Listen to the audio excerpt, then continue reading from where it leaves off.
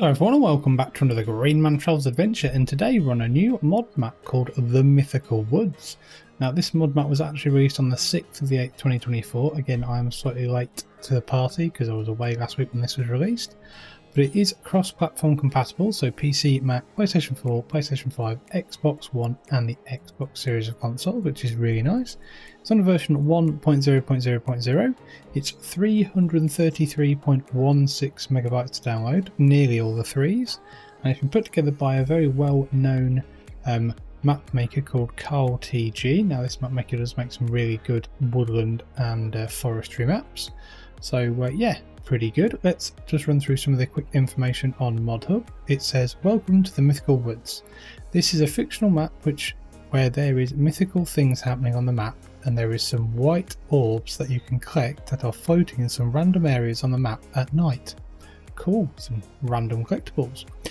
The map features about 5 sale points. All in-game products are sellable, and Platinum Edition fill types also. PS, for Platinum fill types, the DLC is required, kind of makes sense. There's 7 fields for any sort of farming, a bunch of forest and empty land for forestry and building, some trees by Pixel Farms and Oscar 8599. I think there's some custom tree textures and bits and bobs, which is nice. A village where you can mow people's lawns with some walking in the old village. In winter you can plough snow in the roads, so that's pretty cool. There's 8 collectibles that you can find only at night time. A sheep farm with custom buildings. New fill types that have been used in many productions built into the map. A mine where you can dig up new materials like coal, gravel, clay, etc. That's pretty cool.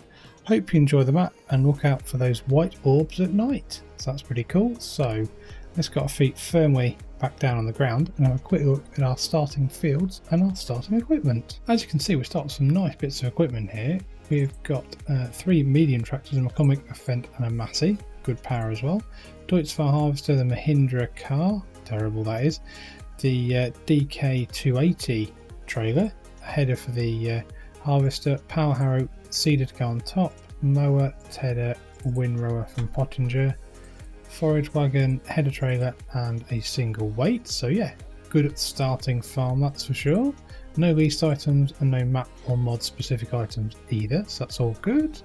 So starting farmyard, pretty compact but nice. So this is the sheep barn, I believe. Got a big silo here, got a trailer, another just basic wooden shed here, another one here, pressure washer in the middle, good place for that actually, I must admit.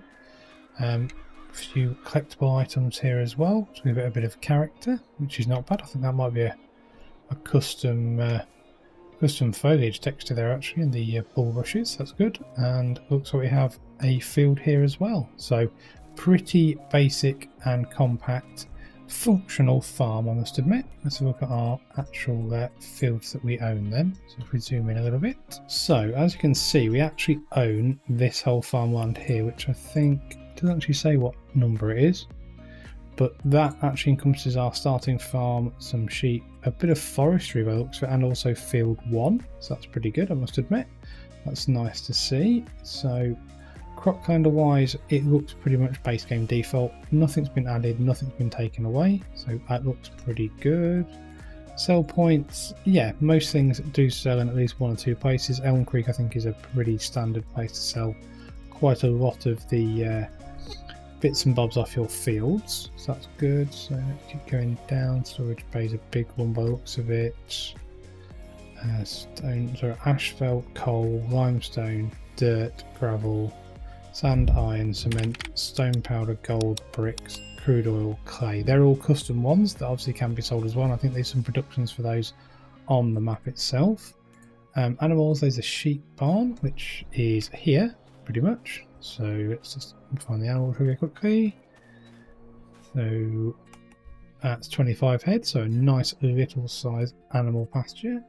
Contracts wise, these 3 or 4 fields, not a massive amount, so obviously not huge either. So obviously these, what, just over £1,000 there, or just over £1,000 worth of contracts there, so not massive. Production change, you don't start with any new farmer mode, but there we go. Right, PDA wise then, zoom right out. As you can see, it's a pretty basic PDA, but it is a forestry map with some fields that you can see. standard road layout really in a way. Big loop round all the way around here. We've got the train line runs across the bottom, and then obviously we've got everything running around everywhere else. Looks like a house. Oh, there's a house trigger there. Okay, so your house is actually there, but your farm's there, just to make you aware. But yeah, not bad at all really, I suppose. The fields that are actually on the map by default are not very big, but I'm sure you can make them bigger if you wanted to. So let's look at our productions and sell points quickly. So obviously we've got a silo which is there, and our sheep barn. That's our log cabin house trigger, which is pretty nice. We've got a railroad silo, rent train, railroad silo, animal dealer, storage bay, vehicle shop and gas station. The storage bay is quite a popular one to sell out by the looks of it. Then we've got Elm Creek train, we've got the sawmill, Elm Creek, and then stone factory, which I think will probably be allowed to make most things. How much is that going to be to buy, do we think? So the F1 menu. Yes, let's just buy that quickly. Okay, so the crusher, yeah, okay, so you put the stones, diesel and water in and you get coal, lime, limestone, dirt, gravel, sand, iron and stone powder out of that. Okay, yeah, pretty impressive for a single production, I must admit. So back to the map quick. I think that's pretty much all of that. So let's get ourselves into our Mahindra pickup, which I absolutely hate to drive. It always ends up meaning I crash. Just literally going to go quickly find our log cabin quickly. Try not to hit any of the trees on the way through. Oh, this is quite tight through there because I'm guessing, yeah, looks like we can probably... Can we go inside? We can. There we are. We can actually go inside. So you got sleep trigger there, wardrobe trigger there. Very nice indeed. I do like that idea. So let's see if we can get out of here quickly. There we are. Right. Let's go for a bit of a drive around quickly. I mean, the map doesn't look like it's completely flat. It does look like it's got some contouring and undulations. The trees do look very well done indeed, but Carl TG is well known for doing very good and very well put together forestry maps, I must admit. Looks like most of the roads though are going to be like gravel, which is fine, which kind of makes sense if you're in an area that's just forestry with a little bit of farming. But there's some flat areas you could turn into some farmland. This is obviously into the industrial area with a train line that runs down here as well. So yeah, not bad at all. Nice texturing and some very nice vegetation going on in my opinion. I do quite like the vegetation that's on here. It's a little bit different to some of the other ones. Also just running at the side of the train lines. This is a little bit flatter on this side of the map. So there's a sawmill I think to the left, which actually looks quite good to be honest with you. Looks like a big sawmill, but obviously if you're going to do with quite a lot of big heavy duty forestry equipment, it kind of makes sense to have a very big sawmill that can handle all of the work. Let's have a bit of a fly up here. That's exactly what the Mahindra always does to me. It literally just allows it to skid around. I think this is probably the production we just bought. Got a little bit off the roads this time, but then again it's a forestry map, so you kind of would go probably off track and away from some of the roads that have been built in. But I'm going to pick one back up just up here hopefully. There we go. Way up, son. Oh yes, sideways action there. Gotta love that.